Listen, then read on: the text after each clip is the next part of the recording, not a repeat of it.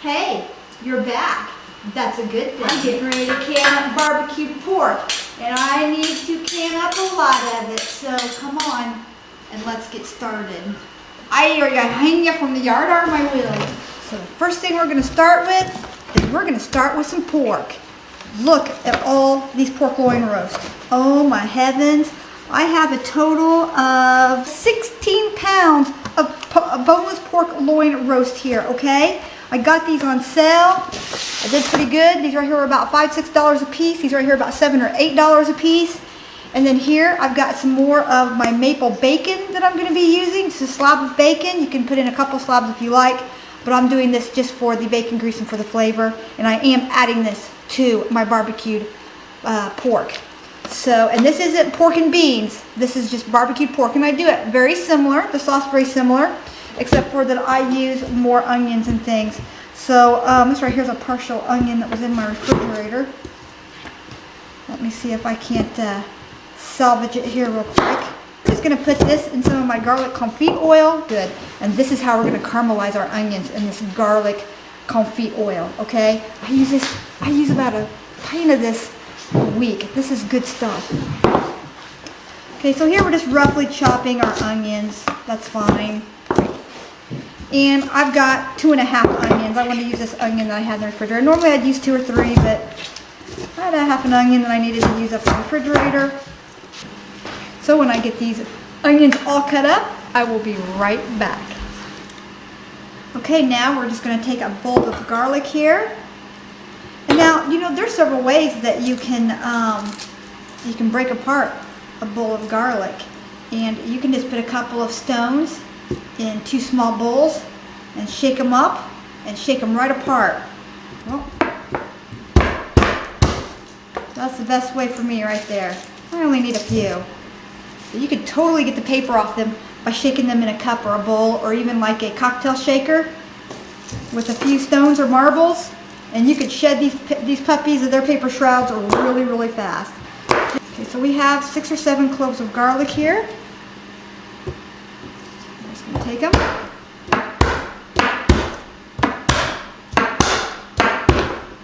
Come back, little runaway. There we go. There we go. And that just breaks the paper right off of them. If you want to wear gloves, you can. My hands always smell like onions and garlic, so I really don't care. There we go. We're just going to throw this right in on top of our 2½ to 3 onions right there. Garlic. That's the smell of lovers. You know, we have 4 great big pork roasts here, okay? So this is going to get canned up for 90 minutes. So the flavors are going to meld really nicely in here. And we're just going to do a partial cook on all of this stuff. We're going to caramelize these onions. Get the garlic a little toasty brown here. I'm just going to take and kind of blend the garlic in here with the onions.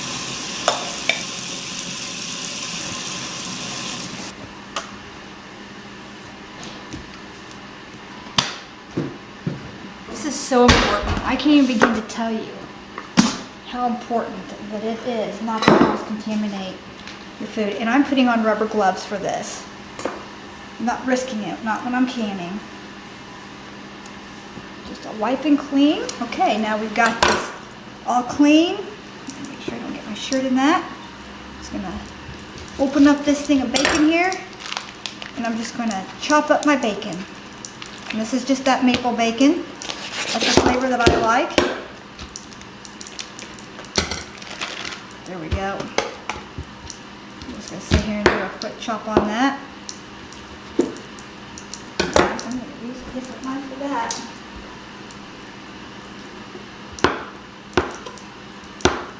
And this right here just gives this barbecue pork a really unique flavor.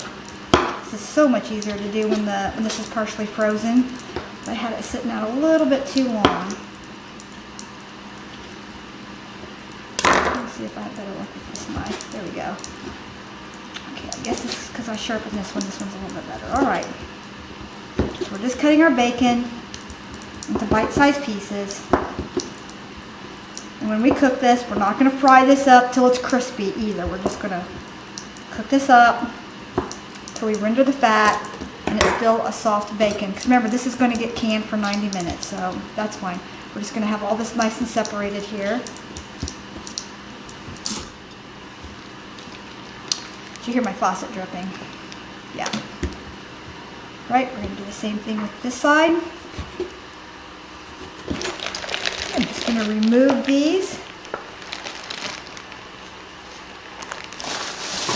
Stick those in the sack. And I am wearing my rubber gloves here. And I'm cutting through, when I cut this off, I'll show you here, I'm cutting through the fat side here. Just sharpen this blade here as well. There we go. Just to show you the size of pieces that I'm going to be cutting. And if you want, you can cut it a little smaller. You can cut it in pieces about that size. So I'll get this all done and we will be right back. This is going to take a while. So anyway, yeah, you can fry this up or you can render the fat off this and make this for pies and keep the lard off there for pies. And that's really good. And I'm going to keep that and I'll probably render the fat off that here later. So I'm going to put this in a freezer baggie and freeze that up and do that at some other time. Now, here we have our chunks and you can see the sizes that I made it. And this is those 4 pork loins. But here it is. We're ready to rock and roll. So you can can this in hot sterile jars just like this. No liquids added. And you can even add barbecue spices or just some salt. You do want to probably add at least a half a teaspoon to a teaspoon of salt per quart, or half a teaspoon per pint, a teaspoon per quart. You don't have to add any liquids. This will make its own liquids, and you can just can this for 90 minutes just like this. But honey, we want pork barbecue, okay? We want pork barbecue. So come on over to the stove, and I'm going to teach you how to make my barbecue sauce. Oh yes sir, Bob, this is going to be good. Into this 16 quart stock pot, I'm just going to brown off my onions. There we go. A little bit of the garlic confit oil. Some more top grade olive oil. And we're going to heat this up on a medium-high heat. We're going to add our onions and our garlic. And we're just going to get these started. Okay. And we're just going to caramelize these onions and kind of brown up that garlic a little bit. Okay, we've got all of our canning jars in here and they're sterile. So you can keep them in the oven or in a pot of boiling water or even in your canner turned upside down. That's fine. That'll work. You see that? Slightly caramelized. Just slightly. This is going to cook a little bit more in the canning process. So we're going to go ahead and we're going to transfer our onions here back into the bowl that we just rinsed out and washed. Just going to scrape these onions. Look how beautiful those are. A little bit transparent, starting to caramelize, not overcooked, not overdone. You don't want to take too much flavor out. Take a cup and get that garlic off the bottom. It's going to be kind of stuck to the bottom. You don't got to get everything out, just the majority here. Get most of that garlic out because we don't want it burning. We don't want a burnt tasting garlic in our canned goods there. Okay, so there we go. We have a little bit there in the bottom. That's fine. Now the next thing that's going to go in is the bacon. Here we go. I'm going to break this up. And I'm going to add just a little bit of my garlic confit oil to this. Just until that fat on that bacon starts to render off. So none of the sticks. We don't want this crisping up. We want to just render the fat off of this. You want to break it up into little pieces. Get it so you can see that a little better. We're just going to break it up into little pieces here. And we're just going to cook this for just a few minutes. Just so it starts to kind of curdle. Remember, no crispiness to this. Careful, this is extremely hot. I want to show you what that looks like in here. See that? That's all broken up perfectly. It's not crispy, but it has rendered the fat off of itself. We're going to go ahead and put the bacon back into the bowl. Be careful not to burn ourselves here. This pan is huge. So I'm wearing multiple layers of clothing right now. And you can leave a little bit of the bacon fat in here and a little of the bacon in here for when we're rendering the, or for when we're frying off the pork. That's fine. Okay, see, I left just a little bit of the bits and pieces here in the bottom. That's our pork. And let me tell you, we have a lot of pork to render, so I'm going to do this in batches. And you don't want to cook this pork all the way through. You want to keep it on a low heat. This is probably a little bit too hot. Probably about right, I guess. Bacon fat and that olive oil just keeps that quick. Now we're just going to take and we're just going to brown this pork, okay? The 90 minutes canning process will, you're getting a little bit too much steam there. The 90-minute canning process will take care of cooking this pork. But I just want to brown it in some of that bacon fat. Trust me, you're not going to regret this step. See how we're just kind of browning it off here? Just in a quick browning. That's what we want. Add a little. Good. Okay, we're just going to brown this off for about, maybe 3 or 4 minutes.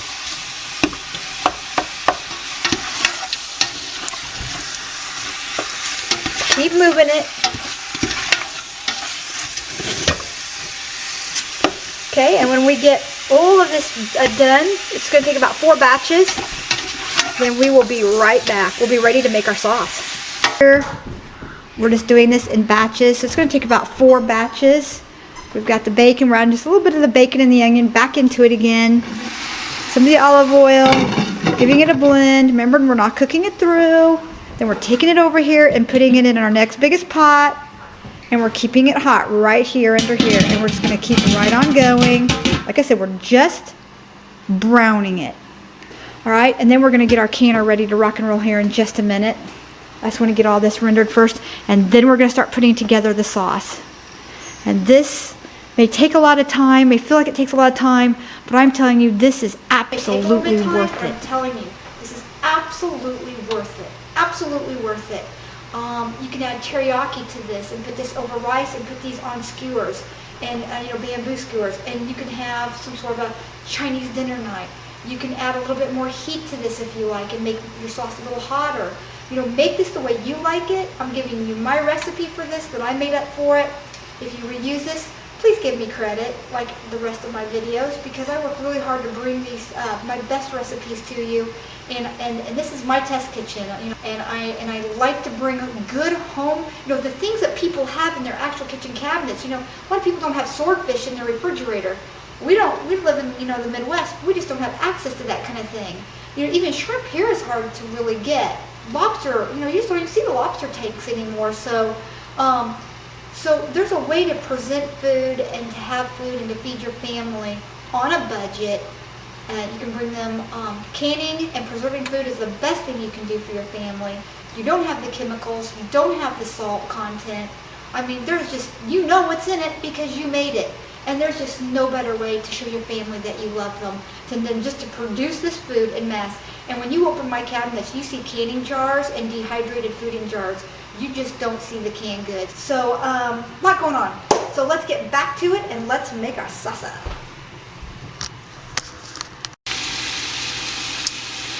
Okay, this is the last of it. And I just added some of the bacon back in and some of the onions and garlic back in. Some of the extra virgin olive oil. And then some of my garlic confit oil that has the spices and everything in it. I added the last of that in. And now we're just going to kind of mix that together. We haven't added any salt or anything like that to this yet. Cover that up, and we're just going to cook this until no more pink shows around the outside edges. And this is what we have. There you go, look at that. Great big container of browned pork, okay? And we'll be back in just a minute. We are ready for the sauce. We're going to start with this cranberry black cherry. We're going to use the same stock pot. It's got all the goodies here in the bottom. And I added just a little bit more of my garlic confit oil, just a little bit. Just to kind of get some of this stuff up off the bottom. And I'm going to add about 1.5 cups. Oh, about a cup. Let's start with a cup. Well, never mind. I'm going to go with 2 cups because I got a lot. sauce to make of that cranberry sauce. And I'm going to go ahead and I'm going to add back in the onions. Try not to get all that olive oil in there. Give that a little bit of a stir. Okay, let's turn on the heat, and I'm going to start adding. I'm rinsing the side of the pan here. There we go. Now I'm going to start adding my other ingredients.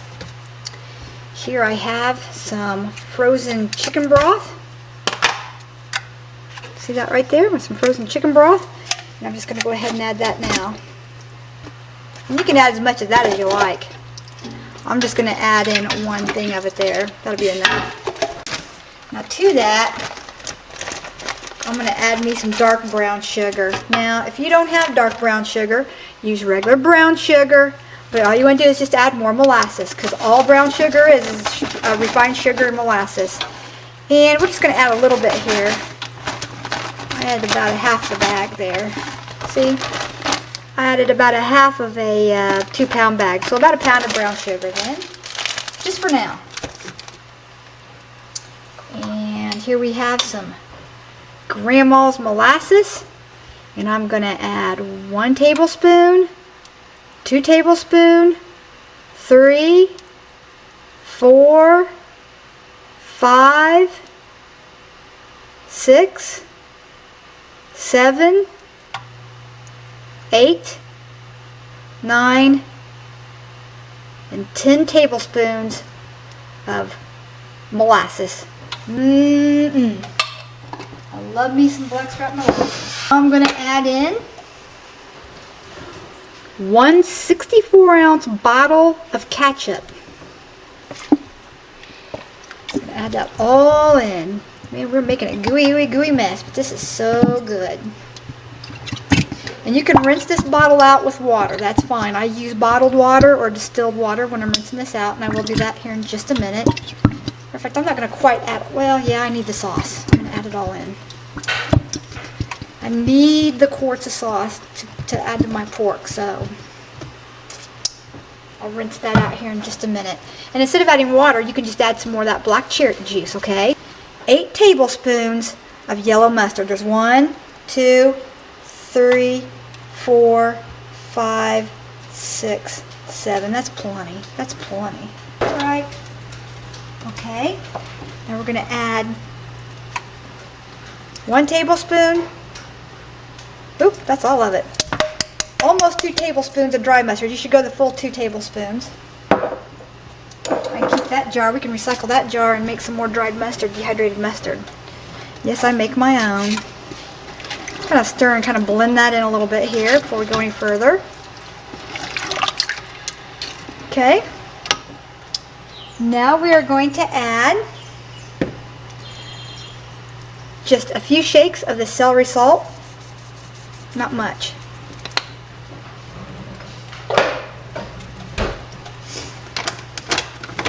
We're going to add 2 teaspoons of canning salt. See right here? Canning salt. We're going to adjust that here in just a minute. We are canning pork, so I do want that salt in there. And that's just 2 teaspoons for now. I'll probably be adding another teaspoon or 2 here in a minute. Oops, I just slapped myself in the face. And that's why you have a tall pot when you're making this. Alright, more spices. We're going to add about 2 teaspoons of cloves here. I love clove. You can add as much as you like. Look at the nice rich color of that. Look at that. My goodness, I don't even think my camera's doing that justice. Now, depending on how hot you like it, I'm going to go ahead and add some ground cayenne pepper. Okay, not a lot. It's about a teaspoon for right now with me. You make it however hot you like it. Whew, that went up my nose. Whew. Remember, we're going to be tasting this. A good chef will always have a couple of clean spoons on standby.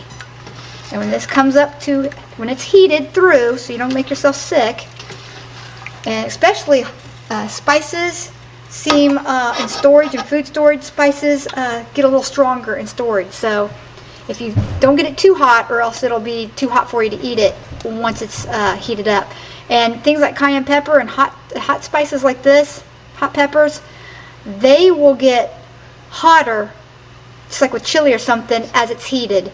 So go light on this type of thing first. Okay, go easy on it first until you get it the way you like it. Remember, because spices will get a little hotter once it's heated. Coloring in that. Remember, this has to be thin enough that we can, oh, I forgot the vinegar. Ooh, can't forget the apple cider vinegar. That's what makes this pop. I'm just going to add 2 tablespoons of apple cider vinegar. One more. So 3 tablespoons of apple cider vinegar. And we're just going to go from there. Now we're going to bring this up to a simmer, and we will be right back. Ooh, doggy, this is good. Okay, now I'm just going to drop in 3, you can see this, I'm going to drop in 3 29-ounce cans of tomato sauce. You can use tomato puree, whatever you like. Get these going in here, just like that.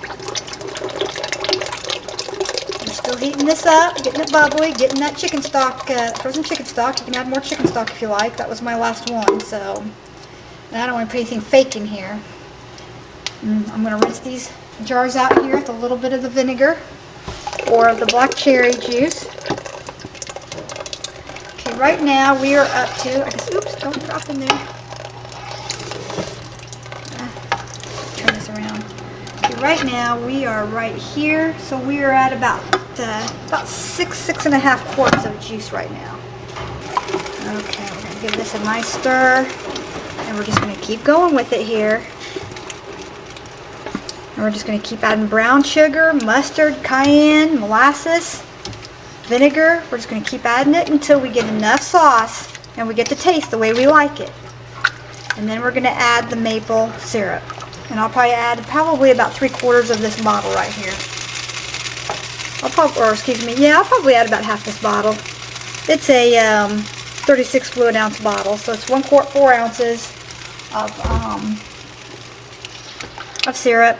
I'll probably add maybe half to 3/4 of that bottle in here.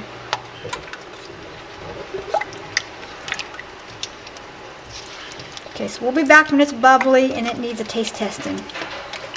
I just want to make sure that the flavors are all melded together before I taste test.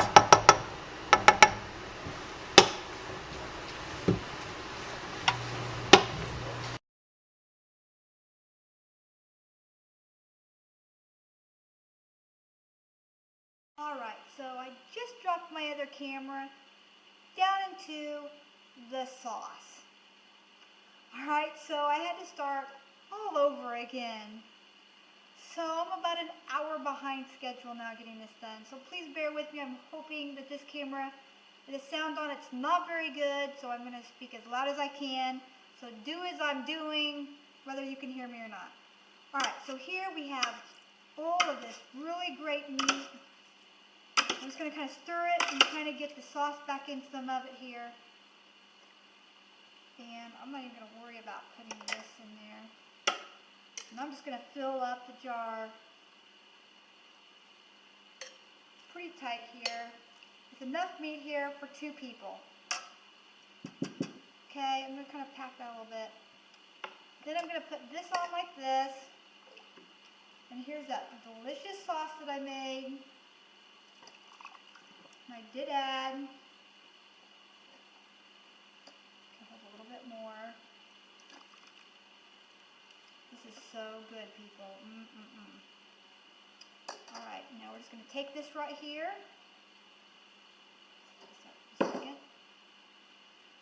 And we're just going to get all the air bubbles out of this, just like that.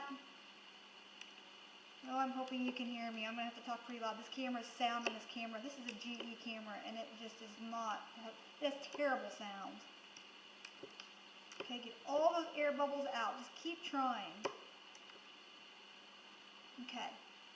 Now that, within itself, leaves us with about a 1/2 inch headspace right there, to the bottom of that rim right there. Now, I'm just going to clean off that lid really well. Use a little bit of vinegar on this. Usually when I'm dealing in meat, I will use a little bit of the vinegar.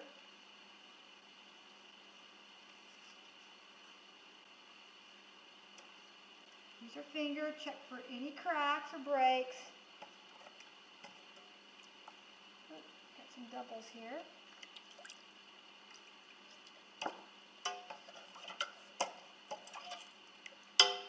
Lots of doubles going on here. All right, put on our lid, put on our ring. I'm actually going to hit that a few times to make sure I get the air bubbles out. There we go. Finger tighten, that's it.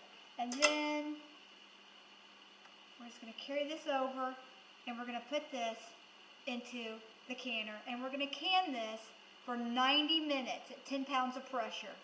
Okay? All right, and we're just going to continue to fill these up.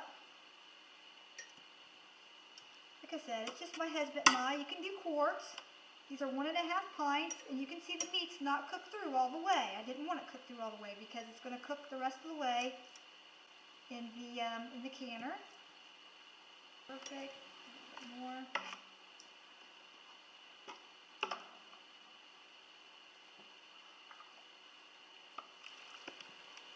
Get all the air bubbles out. You have to give it a couple of taps. That's fine. And we're going to continue to do this until we get our canner filled up. This whole... I'm such an idiot. Somebody needs to have some supper. All right, the canner is full. We're just going to crank up the heat. We're going to put on the lid. We're going to let this steam vent for 10 minutes. Then we're going to put on our 10-pound weight, which is this one right here. Can you see that all right? Our 10-pound weight, that's the extra. It's 5 pounds plus 1. If you're above 1,000 feet altitude, then you'll probably want to use 15 pounds of pressure. And we're going to can this for 90 minutes. And we will see you back here then. Okay, we let this vent for 10 minutes. We put our weight on after the little locking nipple came up here. And when this built up to 10 minutes worth of steam, we put our weight on. And now we're at 1.5 hours. We're on the timer. And we'll see you back here in 90 minutes. It's 1.5 hours. Remember, that's for 1.5 pints to quart or 75 minutes per pint.